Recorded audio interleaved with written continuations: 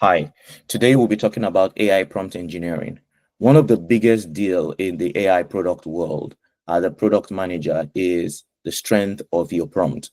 Now, the prompt is as strong as the output or the outcome that you get in development.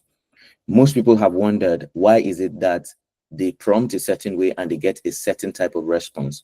It's because the power of your prompt, right, becomes the energy that you have, or probably it becomes like the tool in your hand to be able to get the best output when building AI tools or when building with AI. If you have a weak prompt, then you have a weak output, which is the kind of app that you are building or the solution. You have a strong prompt, then you're able to get the strong output. In this session, I'll be walking you through in a few minutes how to go about doing the prompt building great prompts in order for you to be able to build the best type of application. So the question is, what exactly is AI prompt engineering? Basically, it's just turning prompt into action, right?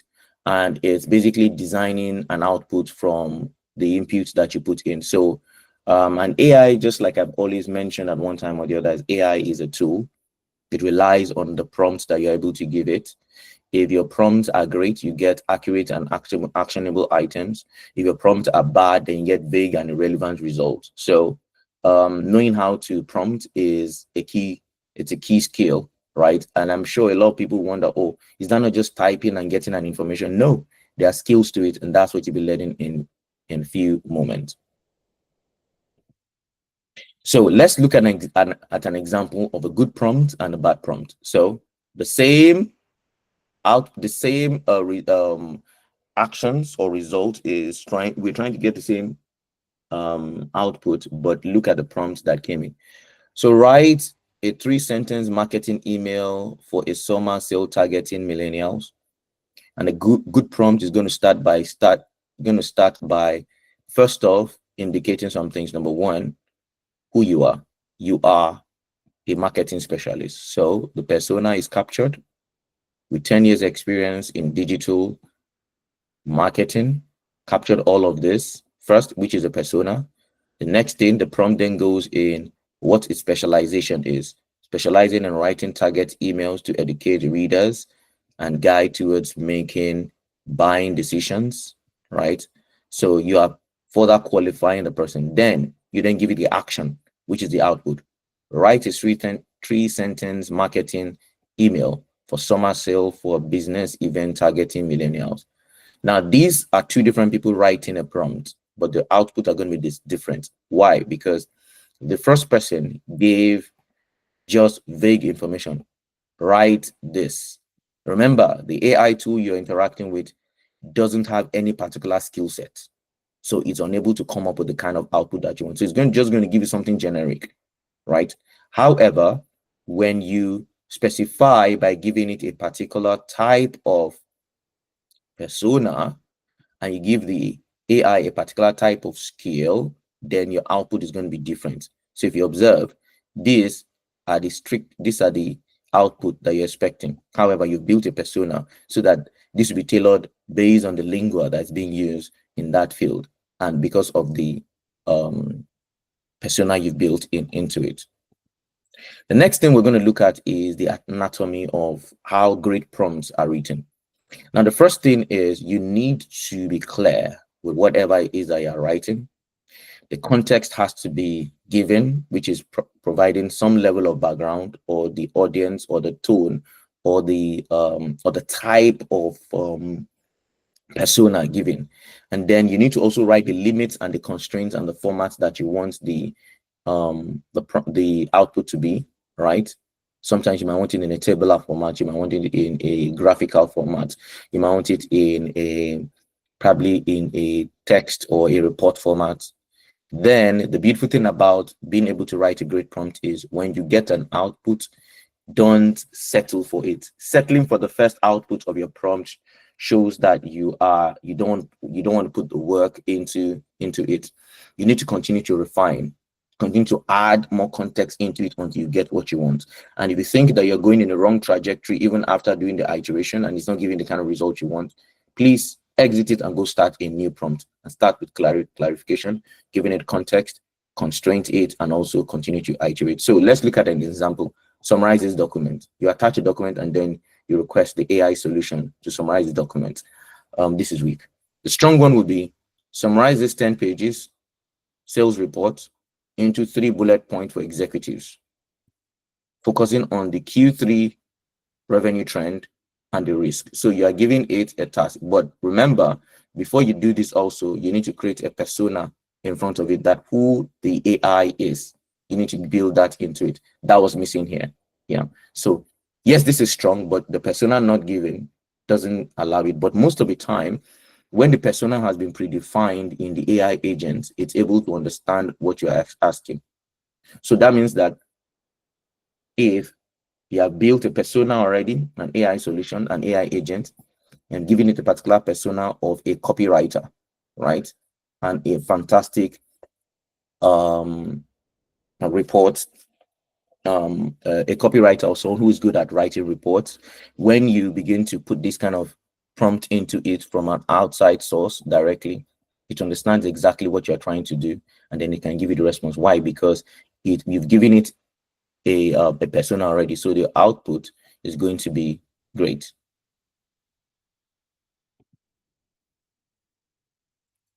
Okay, so we're going to start with a prompt pattern. This is one of the fundamental ones that everybody should know when you want to prompt the AI to get something for you, except you are just vibe coding and just writing things. Vibe coding basically means that you are just playing around and trying to code with an AI to get you some information. Okay, so over here, what you have, the first one is the RTF. The RTF is what everybody mostly use right now. And whenever you want to start prompting an AI, you start by using the word act as, or you write you are. So you need to give it a persona. So you are a marketing expert with 10 years. Then the task, create a social media plan. Then the format, present it in a table or with 5 ideas. So these are the approach, which is one of the most common way of writing the prompts, which is RTF. So anytime you hear the word RTF in prompt, understand that what it means is the role, the task, and the format that you want it to come out in. However, there are some other methods that we'll talk about, which is this one. Now, this is one of my favorites. This is my favorite because this gives you very, very rich context of building prompts. Now, I'm going to explain the techniques of getting these to come out in a good way, but please just stay with me. Now, this method is called the CRISP. The CRISP is an acronym for context. So you give it a context, you tell it the result it should come out with, which is the R. You also get the input, right? Let it give you the resources where it got all the information from, data, everything. Step-by-step process. You want all the parameters captured, and then you want to give it an example. Now, these are a way of prompting the AI to give you a particular output, right? However, this takes some level of practice. I'm going to show you how to go about this. It might be a little bit tricky, but I need you to stay with it. This is one of the most powerful way of getting the best in prompts, right? So there's a context. So the context is briefly describe the background or purpose of the task, or include relevant details. Results, you tell it what the outcome should be. The input, you identify the resources or tools or data. The steps, action items on what to do, the parameters you need to work with, and then the examples, right? Now, have this at the back of your mind. There's a context, there's a result, the input, the steps, the parameters, and example. Having this at the back of your mind, we're going to go into practicing the first one, which is for role, the task, and the format. The role, the task, and the format. We'll look at this, and then we'll come back. So with what we're doing right now is to show you how RTF can work. So I'm going to go into a common LLM that we use mostly. I'm going to go into Chat GPT. And in Chat GPT, I'm going to go in as, I'm going to log in into my account, so we can all see how we can use the RTF. Okay, good. So I'm in now, and this is my first time. No, this is the old one. Sorry. All right, so let's go in right now. What I want to use is the RTF. The RTF is for role, for task, and the formats. So what I'm going to do here is I'm just going to write the same thing that we had in the slide, right? When we're writing the introducing the slides initially. So you're going to see this is a role and this is a prompt. So the prompt is, you are a marketing specialist with 10 years in experience in digital marketing, specialize in writing targeted emails to educate. So this is a role. So this is a persona. We're trying to create this a persona and specialize in writing, right? Then the task is to write a 3-sentence marketing email, right, for summer sale for business event millennials. However, we have not stated how it should come out. So make it into a tabular format and state various ideas and options. So I'm just going to hit on enter. Now the prompt allows it to understand that this is how we want it. So it's building it into a table, right? Because of the format I've requested for. So certainly, here's a tabular presentation of different 3-sentence marketing please. email options for a summer sale for a business event. Okay, so it captures all of this. So it's giving the tone, right? The subject and the email, right? So it's giving various email. Now I'm going to use that old prompt, the week one that we talked about before. And this is the week one that was written.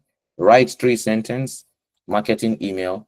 Now you can see what it has done above here. So I don't want to write it here because it will pick the persona that I've created already here. So I'm going to create a new chat and then I'm going to paste this in here and hit on enter and see what it writes. Summer just got hotter with our exclusive sale. You can see what it's done is it has given me, this is all the response it gave to me. However, what it's doing is using its own hallucination techniques to come up with something. Summer just got hotter with exclusive sale 50% and this is a weak prompt. If you look at the previous one we just looked at, this is the previous one. It's giving you various things that you can. So hot deals for cool ambition summer, only for few seats left, let's make the summer count, your breakthrough summer start here, summer sale. Now you can see how detailed it is just because of the prompt. So your prompt, the weaker your prompt is, the weaker the output will be. That's what I'm just trying to showcase to you. Now, this is the RTF. Now we're going into the CRIPS. The CRIPS method follows a particular model, which is, I'm going to go into a new chart, which is this: context, result, input, steps, parameters, and examples, right? Best practice. We're going to copy that same prompt, right? But what we will do is, in order to get the type of information like this, it's always good that you do not write it by yourself. You trigger a prompt into the AI and asking the AI to write the prompt for you. Let me explain what I mean. So please stay with me and watch this. I'm going to use the same prompt for the previous write-up. Yeah. So I'm going to write this. I'm just going to paste it here. So you are a marketing specialist with 10 years experience in digital marketing, specialize in writing this and all of this. Write a 3-step sentence email for this. Yeah. And then this is my context. I'm not asking it, right? Instead of write a 3, I'm asking it, write the best prompt for me, or write the best prompt to get the best output so it can give this, it can give results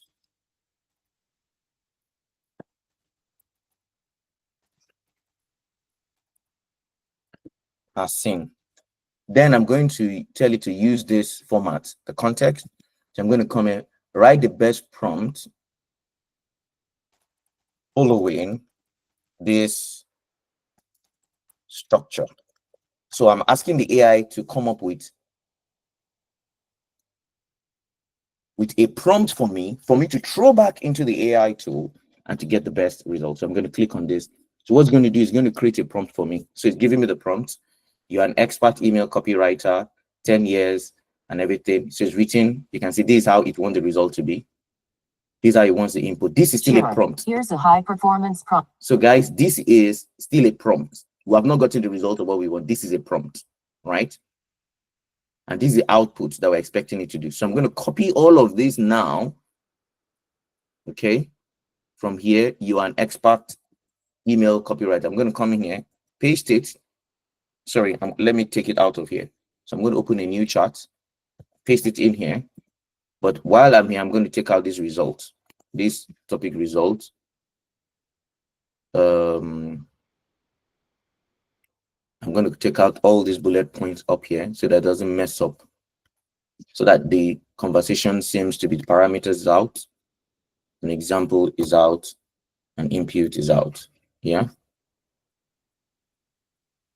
So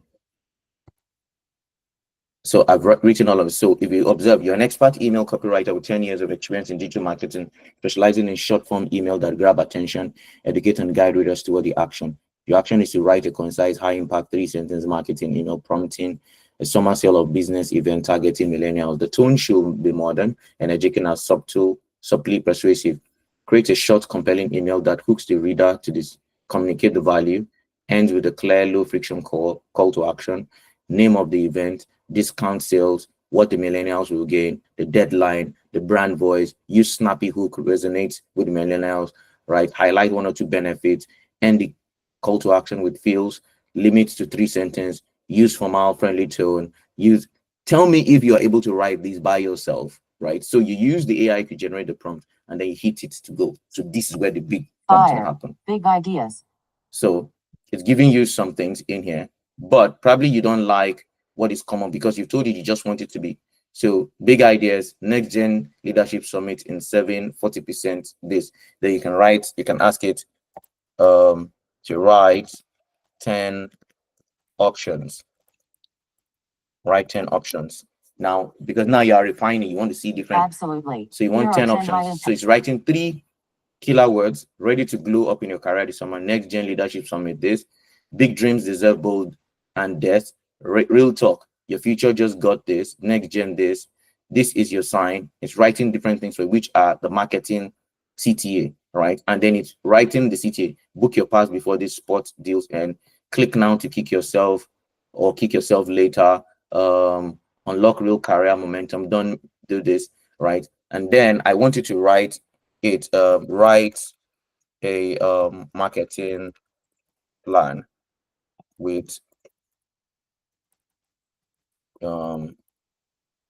write a marketing plan. So basically it's going to follow through with all of this information has out there, and then it starts building. So marketing plan for next gen summit is now right, because you have given it that context initially. It now understand. It's right the age, the campaign, it writes everything, the key, it writes all of this. It gives you, so because that immediate prompt that you've given to it has now given the foundation of how it builds things, and it gives you quality. And then probably you want to write design I want to design flyers. Let's want to design 5 flyers. Give me the content for each flyers to invite participants, and hit enter. So now, because of the context you've given before, are 5 unique. Is able to start building the flyer. So the theme, ready to glow, meet startup founders, unlock your job leads. You can see it's capturing everything right now and giving, just because it has context from the beginning. So it's able to build. So this will then be that prompt you got in initially is now your source for how you continue to build and to evolve and get things. So let's assume I want to build an AI agent who should think like this. and be able to use this thought process to generate things like this. Because I've given this foundation in here, I'm able to come in here and say, write the or just write there that I am building an AI agent with the persona, write the system prompt for the agent so it is able to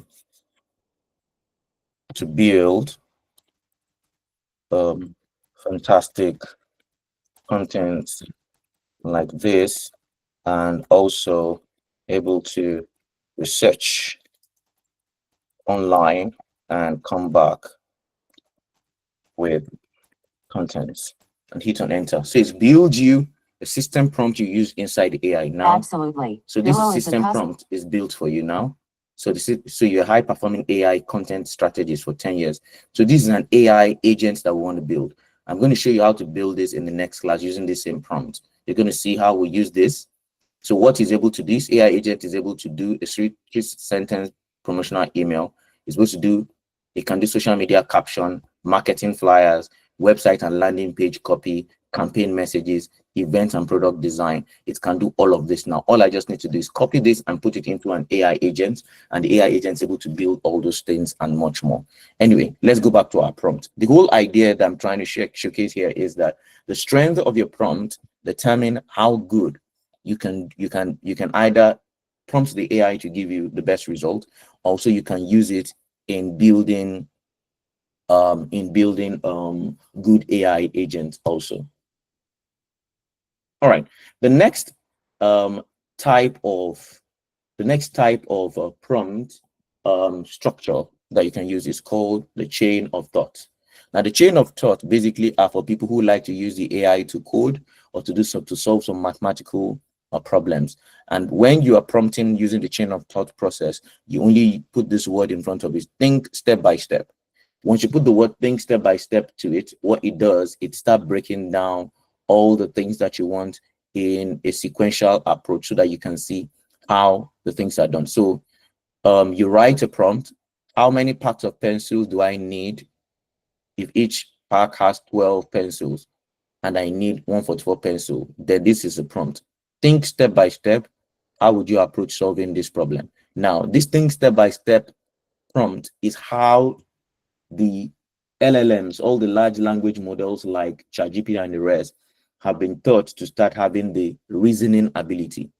So you see, sometimes you click on some of those solution and then you ask a question and you see it showing you its research and it's thinking how it is thinking, and you can go in there and read what it's thinking. That is how this is approached. So the approach, this is a prompt that has been put into it, that for every time a question is asked, always use this think step by step method to show it. So we're going to go into the practical sessions where you can see that same approach here. So I'm going to go back into our ChatGPT where we were before, and then we're going to use that same approach. Now, what we need to do now, I'm going to start a new chat, and then I'm going to ask the same question, yeah, that we just looked at now, and we want it to think step by step. So how many, so the question is how many pen packs are this, and then I'm going to put it here. How many packs of pencil do I need, right? If each pack of has this, think step by step and do this. So when I hit on how do you approach this, and I hit on this, so what's going to do is to start giving me step by step process, showing me the calculation how it is doing it. It's breaking it. It's breaking it. The problem. It's You breaking need it 100. one by one, and then it's showing the step by step process, and then give me the answer. Right now, if you observe that this same approach is the way that the thinking models like to work. So there's some thinking models that we have that do some work like that. One of them is Gemini. So we're going to go into to see how Gemini use the thinking model. So I'm going to be showcasing you how the LLMs use the thinking model. Basically, you use that when you are developing an AI agent that should be solving some particular line of code or breaking or is trying to be very analytical in breaking things down. So inside these, you have two options. There's a flash, and this is a reasoning model, math and code. So at the back end of this reasoning model, math and code, that's what we are on now. It has that process of thinking step by step. So even if I write how many pack of pencil are this, and I don't write think step by step, and I leave it this way, right? Unlike what I did by putting the prompt think step by step for ChatGPT, because I'm using a model that doesn't think step by step. So once I click on this, right, you see right now it will start doing the thinking. So it will start doing the thinking. And then if you see this show the thinking here, it shows you how it went about it. So the model has been pre-designed to do this thinking step by step. That's why you can show you. I've determined the simple problem. 144 pencils need 12 pencils per pack. The calculation yields this. And then I've confirmed the initial calculation. So it's showing you step-by-step process on how we did it. So these are the thinking and the reasoning model. So it comes out to give you the answer straight up. But if you want to see what it's thinking, you come in here. That's how the think step-by-step models work, right? And it's basically for mathematical responses and all of that. Yeah. Right now, the next thing I want to share with every one of you is something you might not see traditionally in some places, and that is the ability to use cheat codes. The cheat codes in doing prompts is one of the biggest tools that you can have in prompt engineering, right? Which is using some slash codes. It's called a slash code. You put a slash code before a question, and then it goes, when you put the slash pro, it goes into the expert level tone and begin to give you the same different result as an expert. If I put slash listify and write my prompt in front of it, it's going to give me a list and a structured response. If I put step by step, just like what you just saw right now, it goes into sequential mode.